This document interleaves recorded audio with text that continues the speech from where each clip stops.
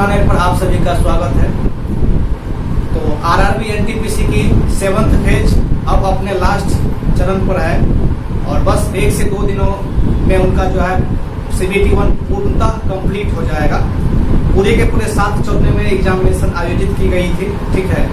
और एग्जामिनेशन खत्म होने के बाद इस दौरान हम भी एग्जामिनेशन में शामिल हुए।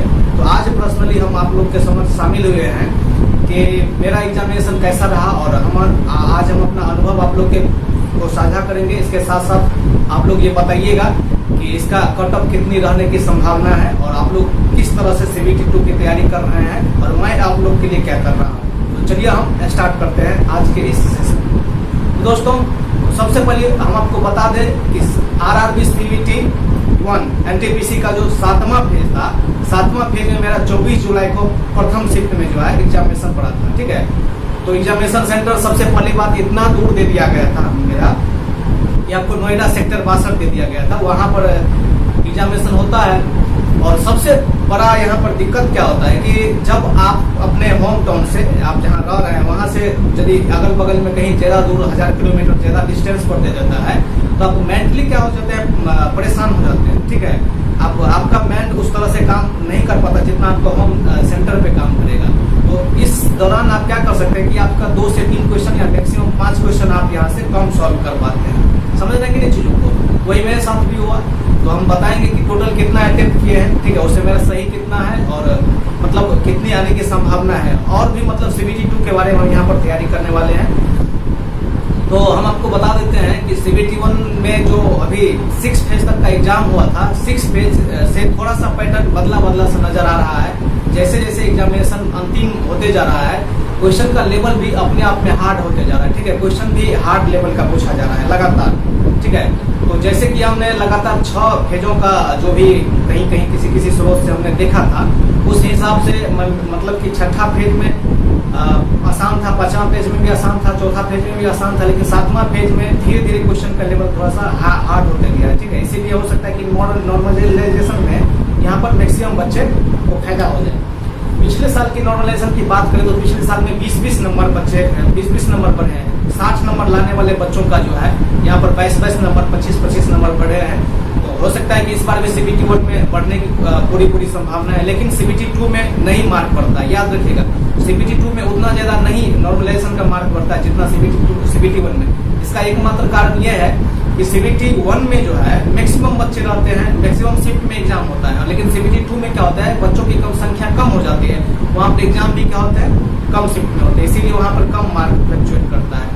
तो टोटल हमने तो जैसे कि फेज वगैरह में देखा था कि पहला फेज, दूसरा फेज वगैरह में, तो हमने मूड बनाया था कि टोटल 95 से कम करके आना ही नहीं है, ठीक है, जो एग्जाम पूछा जा रहा था उस हिसाब से।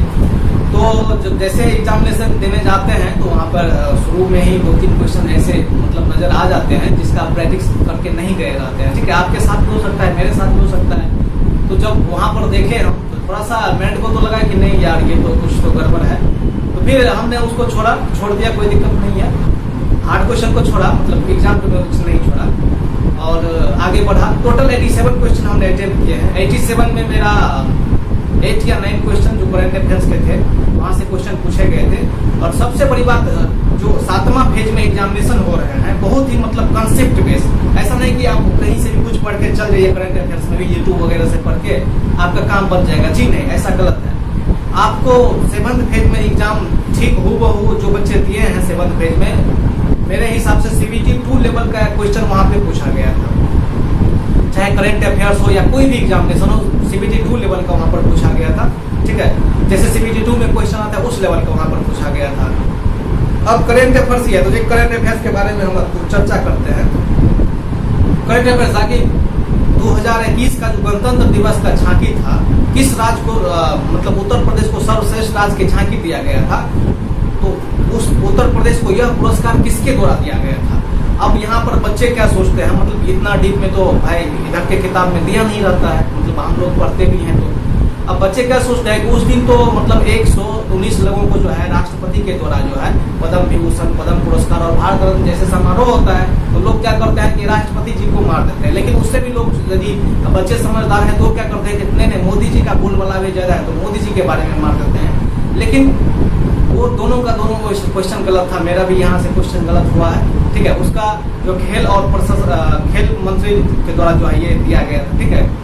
खेल और संस्कृति मंत्री के द्वारा जो है किरेन रिजिजू के द्वारा दिया गया था। इसके साथ साथ हमको तो पूरा क्वेश्चन याद ही नहीं है। इसके साथ साथ एक क्वेश्चन ये भी पूछ दिया गया था कि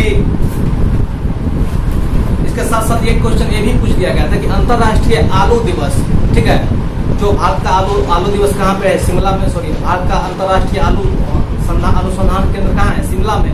तो यहाँ पर मतलब अंतर्राष्ट्रीय आलू संधान और भारतीय आलू संधान का जो है मुख्य बैठक कहाँ पर हुआ था, ठीक है। ये चीज पूछ दिया गया था। मतलब बहुत ही नीचे से क्वेश्चन पूछा गया था। क्वेश्चन का लेवल बिल्कुल से आसान नहीं था, तो फिर भाई 95 कैसे कर पाते हैं। और हमेशा से एक बात ध्यान रखिएगा, जो लड़का 100% क्वेश्चन 24 जुलाई में भी बहुत सारे ऐसे लड़के हैं जो बोल रहे हैं कि हमने 85, 87 मतलब सॉरी 95, 97 ऐसे करके आए। तो याद रखिएगा, जो बच्चे वैसे हैं जो मतलब हमेशा 100 सेंचुरी लगाने में ही लगे रहते हैं, उन बच्चों का मतलब कहीं इस बार मतलब वो क्या करते हैं, अंधेरा में तीर छोड़ देते हैं, उसका तीर लगता नहीं है। वही बात है, निश्चित रूप से एग्जामिनेशन में कम क्वेश्चन करके आइए, लेकिन एक्यूरेसी होना चाहिए। एक्यूरेसी का मतलब होता है कि आपका मैक्सिमम सही होना चाहिए। आप जो काम कर रहे हैं उस काम में वो ठोस होना चाहिए, निगेटिव नहीं होना चाहिए। एक्यूरेसी का मतलब वो होता है। तो सबसे झांकी हो गया। उसके बाद एक हल्का क्वेश्चन देखिए। हल्का क्वेश्चन क्या था कि ये कौन से मिट्टी में जो है नमी अवशोषण करने की क्षमता ज्यादा होती है, ठीक है। तो इसका सही जवाब क्या है आपको कमेंट में बताइए। इसका जवाब काली मिट्टी है या फिर जलोढ़ मिट्टी है। इस टाइप के क्वेश्चन पूछे गए थे और बहुत ही मतलब बेहतरीन क्वेश्चन पूछे गए। मैथ और रीजनिंग का लेवल ठीक था। 4 से 5 क्वेश्चन ऐसा था जो मतलब आपको लगेगा कि नहीं बनने लायक है। बाद में कि मैथ रीजनिंग आप कर सकते हैं, लेकिन जीके जीएस में आपका साधारण क्वेश्चन नहीं था। तो कुल मिला के बात ये है कि 87 अटेम्प्ट किए हैं और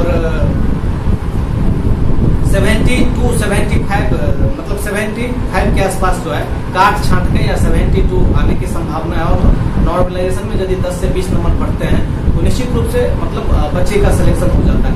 कमेंट में आप ही बताइए कि आप किस बोर्ड से हैं, किस फेज में आपका एग्जाम था और आपने कितना अटेम्प्ट किए हैं, ठीक है। इसके साथ साथ देखिए एनटीपीसी 2 को यदि आपका मेरे हिसाब से लगता है यदि आपका 65 नंबर रो मार्क आ रहा है, नॉर्मलाइजेशन में 10 नंबर 100% बढ़ेगा। यदि 65 आ रहा है तो आप सेफ हैं। आप सीबीटी 2 का तैयारी निश्चित रूप से कीजिए।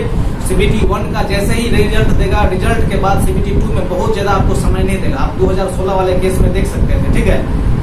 तो बहुत ज्यादा 1 से 1.5 महीना का समय देगा, तो उस टाइम में आप उतना नहीं कर सकते। इसीलिए आप अभी से तैयारी कीजिए। और अभी से भी ये जो मैथमेटिक्स का देके आए हैं आप वो वाला क्वेश्चन सब पीटी में, ये क्वेश्चन वहां से नहीं पूछेगा। क्वेश्चन हार्ड लेवल के पूछे जाएंगे, ठीक है, अच्छे खासे लेवल के क्वेश्चन पूछे जाएंगे। इसलिए आपको उन क्वेश्चनों को ज्यादा फोकस करने की जरूरत है जो मतलब बेसिक क्वेश्चन हो, बेसिक चैप्टर वगैरह होता है, ठीक है, वहां से आपको करने हैं। रीजनिंग में भी मतलब बैंकिंग लेवल के कुछ न कुछ क्वेश्चन करके आने हैं, तब जाकर आपका जो है सिलेक्शन होने वाली है, ठीक है। तो ओवरऑल ये जो था। और मैथमेटिक्स में क्या था कि अभी तक एंगल वाले कुछ मतलब कोऑर्डिनेट ज्योमेट्री से क्वेश्चन नहीं पूछा गया था, लेकिन मेरे वाले शिफ्ट में आप जिस टाइम हम यहाँ से एग्जामिनेशन देने के लिए जा रहे थे उस टाइम में भी एक बार सोचे थे कि एक बार थोड़ा सा फार्मूला वगैरह देख के जाते, आप लोग भी करते होंगे। तो जैसे देख रहे थे फार्मूला वगैरह, तो ये एंगल ज्योमेट्री का आया, लेकिन हमने उसको ध्यान नहीं दिया, ठीक है। वैसे मतलब हमको लगा कि तो पूछ ही नहीं रहा है तो क्या पूछेगा।